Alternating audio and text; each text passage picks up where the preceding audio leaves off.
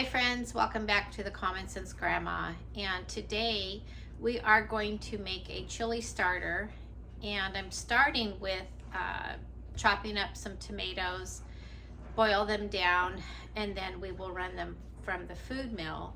And I got this idea from Jessica at Three Rivers Homestead. I do have an abundance of tomatoes and I need to do something with them.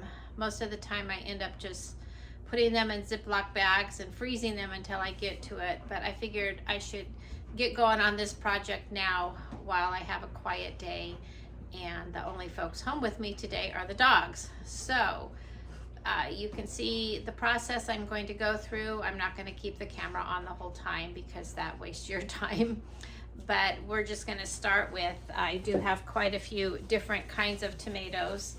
And I'm just in love with these Cherokee purple tomatoes. They are just gorgeous. It looks a little icky on the top. I've got another one here. We had one last night that I just sliced it, chopped it, sliced it with a cucumber and some dill and just a little olive oil and salt and pepper and a little green onion. And my husband keeps asking for that salad. It's so simple and so delicious. So let me know in the comments below what you are doing with your abundance of tomatoes. So I'm going to get chopping here, just cutting off the ends and get them going, because it's going to take about, I don't know how long, half hour, 30 minutes or so, 30 minutes to an hour, I should say. I'm not talking right today. Just get going on this. I did just go out and picked a few more tomatoes. These are not quite ripe, but I think they're going to be okay. Mostly what I have here are Romas and a lot of cherry tomatoes, but a lot of Romas. And then I actually have a volunteer tomato plant. I thought it was a Roma, but the tomatoes look a little bit different. I don't know. It's this one. Maybe it is a Roma, but it's fine. Tastes good. It happened to pop up right where I put my other tomato plants. So I'm going to fill this up as much as I can, process all these tomatoes, get them in here. I'll add about half a cup of water just so it has some juice to get going, and let it cook down, and then I'll bring you back. Now that we have the tomatoes all chopped up, they're like this, I'm going to just add a cup of water and put them on the stove for 30 minutes to an hour. I'll just have to check it and see. But I want to share something with you. You see this nice big pot? This is a cookware set that we got in 1981 or 82. I don't remember which year it was, but it was either 81 or 82. And it's called Miracle Made, and it has since been purchased by Westbin. But can you imagine this? It's 43, 44 years old. My cutting board here came with the set, which I still adore. It's still my favorite cutting board. And then the company that purchased them is Kitchen Craft by Westbin. And my husband and I were at the Del Mar Fair in San Diego about 20 years ago or so. And when I saw they were having a demonstration, I couldn't resist. I had to go in and listen. And I actually shared my testimonial about this company, how much I appreciate. I like good cookware. I like good kitchen things, of course. It doesn't always have to be the most expensive, but good quality. And just make sure, friends, you get yourself a good set of pots and pans, because it makes all the difference in the joy of cooking when you know you have good cookware that is going to last. It doesn't leach into your food because this is all stainless steel. And what's really cool about this old set, and maybe the new set does it too, but when it's really steaming, boiling, you can turn the lid like this, and that tells you it's time to turn it down. And you actually can use less water when you are cooking in good stainless steel. So, you know, like if you're steaming vegetables, you don't need to put a lot of water in. But just a little clip here on get yourself good equipment that will last you maybe a lifetime, and you can pass it on to your kids. So once this is all cooked, I will bring you back and we will run it for the food mill, which I will be using for the first time. My nephew and niece had got the food mill for us for Christmas a few years ago, and I haven't tried it yet. So I'm looking forward to trying that. See you soon. Hi friends, we are back. I actually cooked down the tomatoes for an hour and a half. I just really wanted to make sure I get everything out of them. And this is my first time using this here. It's so cool. And it has 3 different grates that it comes with. There's a larger one, a medium, and I'm going with the smallest since there are tomato seeds. So we just, it's so easy. I can't believe this. I wish I had started using this earlier, or sooner I should say. You just turn it and the juice goes right through.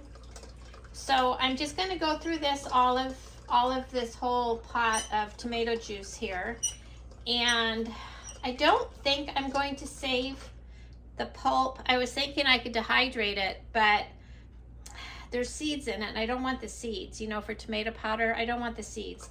So I think I will skip that step and I'll just toss it. Maybe I can put it in the compost. The only thing is it's cooked. I'm not sure about that. I haven't put any cooked food into the compost, only fresh. Anyway, I will come back in a few minutes with jarring this up. See you soon. In the food processor here, I have 1 bell pepper that I brought in from the garden. It was actually a purple red one. It was really pretty. 2 Fresno chilies and a whole onion and 3 garlic cloves. And I will put this in each jar and then fill it with the tomato juice. So the next step after putting the bell peppers, onions, garlic in the jars is we're going to put,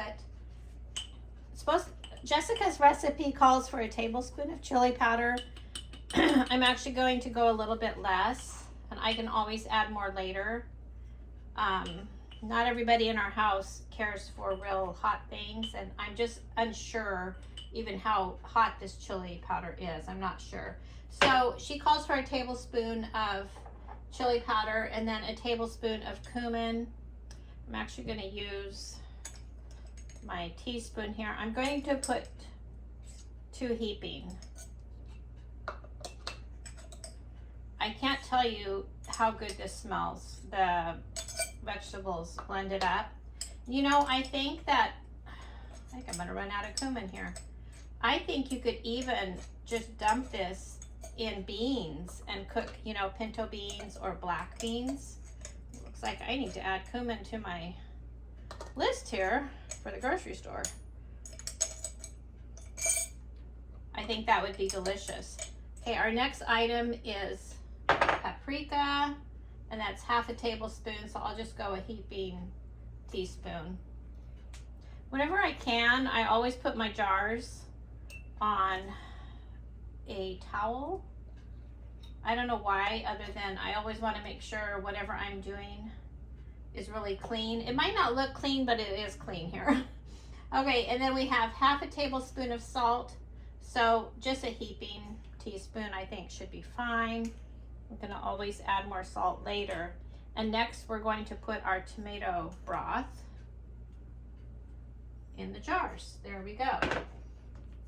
I have pumpkin bread for the dogs who are right behind me because the lab is really acting up. Here.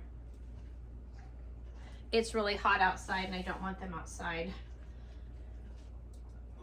So here we have our tomato juice, and we will just fill the canner, or not the canner, fill our jars, I should say, with the tomato juice. Hopefully I have enough for all 5 jars. Whoa, shoot. Too much on that one. I'm gonna have to fix that. There we go. Oh, I have plenty. And then we're going to pressure can this for 60 minutes. Today I'm going to use my small electric pressure canner. I have an All-American and I have a Presto, a real big one, but I don't feel like hauling that out. I'll just use the smaller one where I know I can put these 5. I tell you, friends, get yourself one of the electric canners if you can. I'm sure they go on sale probably, you know, Black Friday would be a good time. The rest of this juice I'm just gonna put in a jar and put it in the refrigerator. I'll do something else with it. So I'll come back in a few minutes after I have debubbled this and clean the jars off because they're really messy. So see you soon. So the jars are all ready to go in the canner. I debubbled and cleaned off the rims, and I tasted this. It is delicious. It tastes like a can of chili. It's so good. And so I rinsed off the lids before placing them on here, and then the next step I will place it in the canner and it will run for an hour. See you soon. Okay, they're going for their ride in the canner for 60 minutes. I'm really excited about this. I have not made very many meal starters, but I would like to have more of that on the pantry shelf ready to go. This just saves some time. Here we go. See you soon. Hi friends, okay, we are back and the jars have gone through their whole 1 hour, 60 minutes in the canner. And of course it takes much longer than that because it has to come up to pressure, then the 10 minutes of venting, cook for 60 minutes, and then it has to stay in here for a minimum of an hour. But I find it usually takes at least 2 hours for the pressure to come all the way down. And then I open the lid and I still let it sit at least 10-15 minutes just for them to get acclimated a little bit to the air. And so we're going to take them out. Now I did use 4 jars lids. I really like them. They do have a sale going on right now. And I was thinking I should mention, as to why I'm doing this. You know those days when you don't feel like cooking? Even when you go grocery shopping, you come home with a carload of stuff and then you feel like, I don't have anything to make. You do, but you don't feel like cooking. We've all been there. And there's days when you're just busy. Even though I am home full time, I work from home. We have kids and grandkids coming and going. And I'm just like everybody else. I'm busy. And there's times I just don't feel like cooking a whole meal. Last night I did. I made mashed potatoes, meatloaf, which I haven't made in forever, roasted Brussels sprouts, a tomato, cucumber salad. We had a delicious meal last night. I don't feel like doing that whole thing tonight either. I'm just making a simple, it's a Filipino dish. It's mungo beans.